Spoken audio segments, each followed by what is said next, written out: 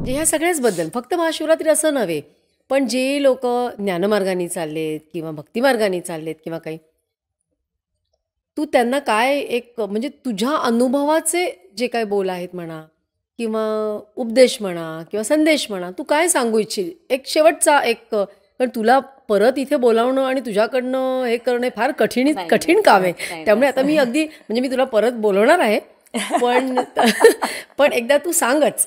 अगं तुझा हा प्रश्नच मला एवढा कठीण वाटतो की काय सांगणार. म्हणजे कसं आहे ना की सांगायला सुद्धा तुमच्याकडे आधी अरे हो हे मला सांगायला पाहिजे. अजून आपणच जेव्हा इकडे तिकडे हे असतो तेव्हा काय सांगायचं. फक्त एवढं नक्की सांगेन की ती जी काही तुमची साधना आहे ती अखंडित अविरत करणं याला पर्याय नाही. हम्म. आणि तेथे सबब चालत नाही.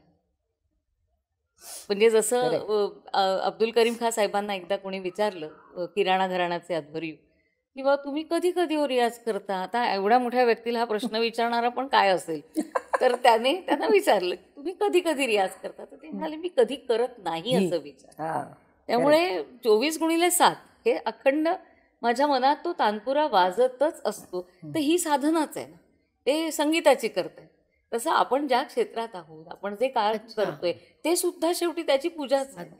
त्यामुळे ती जे तुम्ही घेतलंय हातामध्ये ते अविरतपणे ती साधना समजून करणं, मला वाटतं ह्याला पर्याय नाही. एवढंच आत्ता मला कळलंय. जे कर्तव्य आपल्याला करायचे त्याची पूर्ती 100% होय करायला होय पाहिजे. होय कुठलंही कर्तव्य असेल कुठलंही. ते. म्हणजे गोईंग बॅक टू दॅट की तुम्ही फॅमिलीत आहात, तुम्ही आई बहीण जे काय आहात ते तुम्ही पूर्णपणे अगदी. व्यवस्थितपणे करा. आणि तीच आपण मला वाटतं जन्माला साधना. आलो तर ही सगळी गोष्टी आपल्याला करायलाच हव्या, पर्याय नाही. नाही. आणि ज्ञान घेऊन कर्म करत भक्तीनं कर्म करत जावं एवढंच. म्हणजे सगळ्याचा त्याच्यामध्ये समावेश आपल्याला करता यावा अशी इच्छा. मी तर तू काय सांगशील आमच्या दर्शकांना? कारण नाही, की- ह्या पॅन इतकं ॲप्ट अगदी सांगितलंय की साधना म्हणजे सातत्याने कुठची गोष्ट करलं. तुम्हाला जर स्पिरिच्युअलिटी करायची असेल तर तुम्हाला सातत्याने ध्यान करायला हवं. तुम्हाला डॉक्टर बनायचं असेल तर तुम्हाला सातत्याने तेवढा अभ्यास करायला हवा. तुम्हाला संगीत म्युझिक करायचं असेल तुम्हाला सातत्याने तो रियाज करायलाच हवा. कुठचीही गोष्ट बसल्या बसल्या नाही मला देवा तू दे म्हणून ती तुम्हाला मिळणार नाही. कर्म हे तुम्हाला करायलाच हवं. So it is your choice what you want in life. पहिल्यांदी त्यांना माहितीच नसतं लोकांना मला करायचं काय आयुष्यात. ही लहान लहान मुलं जेव्हा येतात माझ्याकडे कोणीतरी असं काउन्सिलिंग, ह्या मुलाला काय करायचं हेच माहिती नाही. मी म्हटलं तुझी रुची कशात आहे हे तू सांगतेस, कळतच नाही त्यांना माझी रुची कशात आहे. अजून सुरुवात आता मी कशी सांगणार त्याची रुची कशात आहे ते. हे त्यांनी त्याचंच उकरून काढायला पाहिजे किंवा पालकांनी शोधून काढायला हवं की ह्याला काय, हा रोज ड्रॉइंग करत बसतो किंवा रोज गिटार वाजवत बसतो किंवा अभ्यासच करत बसतो. काहीतरी सम क्लू हॅज टू कम ना. ह्याची रुची कशात आहे हे त्यालाच माहिती नाही. आता कसं त्या माणसांना गाईड करणार आपण?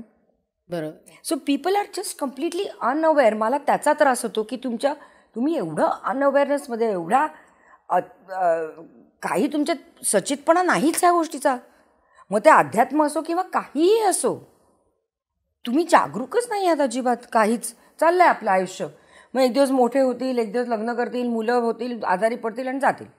हे that is a waste of human life according to me. It's a waste of human life.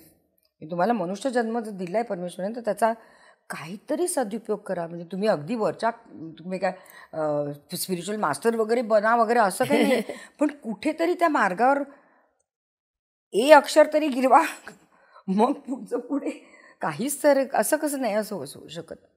इथे दादांकडे पण येतात तेव्हा लोक, आम्ही बोधवान बोध3 केला की मग आम्हाला काय पैसे खूप मिळतील का, मग माझ्या मुलीचं लग्न होईल का, मग माझा असं होतं का, हे काय ह्यासाठी तुम्ही येता काय हे करायला.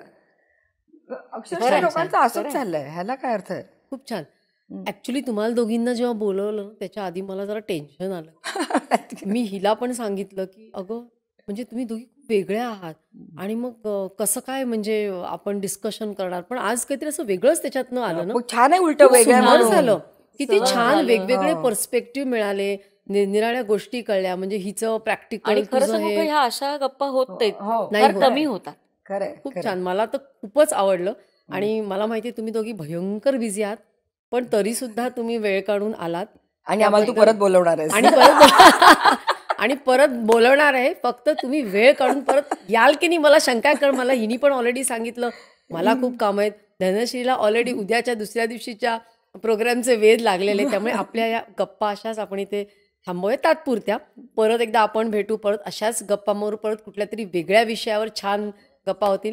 पण आज तुम्ही इथे आलात त्याबद्दल खूप खूप खूप एक मला धन्यवाद. लास्ट कबीरजींचा एक दुसरा एक मला खूप माझं आवडतं एक त्यांचं हे आहे दोहा, जात न पूछो साधू की पूछ लीजिए ज्ञान. कबीरजींना नेहमी तुम्ही हिंदू आहात का मुसलमानात त्याच्यावर तो हे असायचा हा, तर तेव्हा त्यांनी म्हटलेलं, जात न पूछो साधू की पूछ लीजिए ज्ञान, मोल करो तलवार का पडी रहने दो म्यान. हो, म्यानात जरी तलवार म्यानात असली तरी ती तलवार आहे हे विसरू नका. आपल्या आतलं तत्व विसरू नका. मग ते आपल्या ह्युमन बॉडी कशी असली, कुठलाही फॉर्म फिगर असली तरी त्या तत्व जे आहे ते आहे. खूप सुंदर, थँक्यू. छान मस्त शेवट केलास तू. तू पण एखादा छान असा संस्कृतचा आम्हाला आणि शेवट कर जसा हिने. शायरी उर्दू हा, उर्दू शायरी बरं, म्हण आता असतो. आपण भक्तीवरती बोललो हा, मगाशी, चालेल, चालेल, चालेल. त्याच्यानंतर प्रेमावरती बोललो आणि मगाशी मी त्याचा उल्लेख केला, प्रेमावर पण तो बोल. अर्धात गेला म्हणून मी तो शेअर पूर्ण हा, करते कर. की त्याच्यात हेच तत्व आहे सगळं की जर्रे जर्रे में उसी का नूर है, झांक खुद में वो ना तुझसे दूर है, अगर उससे इश्क है तो सबसे इश्क कर, अगर उससे इश्क है तो सबसे इश्क कर, इस इबादत का बस यही दस्तूर है, क्या बात इस इबादत का बस यही दस्तूर है. खूप मस्त, खूप मस्त, खूप मजा आली. आणि एकदम तुझी शायरी आणि तुझा कविता एकदम मजा आली. आणि आता मी कम्प्लीट कॉन्ट्रास्ट. पण खूपच मजा आली. म्हणजे असं ते छान. म्हणजे आता पण तुम्ही आता मला एक जाण्यापूर्वी मला एक प्रॉमिस करा की परत याल इकडे, येणार हो की नाही? आम्ही कॅमेरावर नाही प्रॉमिस करत. म्हणूनच मी म्हटलं कॅमेरावर प्रॉमिस करा. तर माझ्या व्ह्युअर्सना मला सांगायचं आहे की आज आपल्याला खूप मजा आली. आणि आत्ता लॉन्च एपिसोड एवढा त्यांनी मस्त केलेला आहे आणि त्या पुन्हा येणार आहेत. आणि त्यामुळे त्यांनी पुन्हा यावं असं वाटत असेल तर कॉमेंट्समध्ये जरूर लिहा, स्मिताताईंना बोलवा, धनश्रीताईंना बोलवा. म्हणजे मग मी सांगेन, बघा तुमच्यासाठी एवढ्या कॉमेंट्स आल्या आहेत आणि तुम्ही एवढे फेमस ऑलरेडी सेलिब्रिटी आहात तर तुम्हाला यायलाच लागेल. तेवढं जरूर करा. आजचा एपिसोड आवडला असेल तर सबस्क्राईब करा, शेअर करा, लाईक करा आणि पुन्हा एकदा भेटूया. आता अजून एक सांगायचं राहून गेलं. आज आपण हा लॉन्च एपिसोड केला आणि मी विचार करत होते की काय बरं नाव द्यावं आपल्या चॅनलला. हा तर महाशिवरात्री एपिसोड आहे आणि मला असं वाटतं भरपूर काय काय गप्पा मारल्या, भरपूर काय काय गप्पा मारायच्या राहून गेल्या आणि सगळं काही डिस्कस झालं. फॅमिली, ड्युटीज आणि मग या स्मितानी काय काय, कोण काउन्सिलिंगला येतं, कोण कसं, सगळं सगळं सर्व काही असं. आता मला मिळालेला आहे क्लू. सर्व काही जिथे बोलता येईल, नाही का? सर्व काही मला जिथे बोलता येईल म्हणजे सर्व, म्हणजे आपल्या आयुष्यामध्ये जे जे काय घडत असतं, जे जे काय घडणार असतं, निरनिराळ्या व्यक्ती येतात, आपण काही शिकतो, आपल्याला काही आवडतं. म्हणजे आता ही स्मिता सिनेमात काम करते, आपल्याला सिनेमा आवडतो. धनश्रीनी शायरी म्हटली ती आपल्याला आवडते. म्हणजे सर्व काही जे आपल्याला आवडतं, ज्यामुळे आपलं आयुष्य, आपलं जीवन एक सुंदर होतं, समृद्ध होतं. तर आजपासून चॅनलचं नाव आहे सर्व काही. क्या म्हणजे बात आहे. इंग्लिशमध्ये म्हणायचं Very तर good.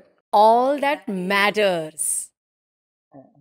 थँक्यू, तुमच्यामुळे मला नाव सुचलं. वा. तर सगळ्या माझ्या मित्रमैत्रिणींना ज्यांनी हा एपिसोड बघितला त्यांना खूप खूप धन्यवाद. आणि असंच प्रेम करत राहा या दोघींवर आणि माझ्यावर सुद्धा. थँक्यू. ही क्लिप शेवटपर्यंत बघितल्याबद्दल खूप खूप धन्यवाद.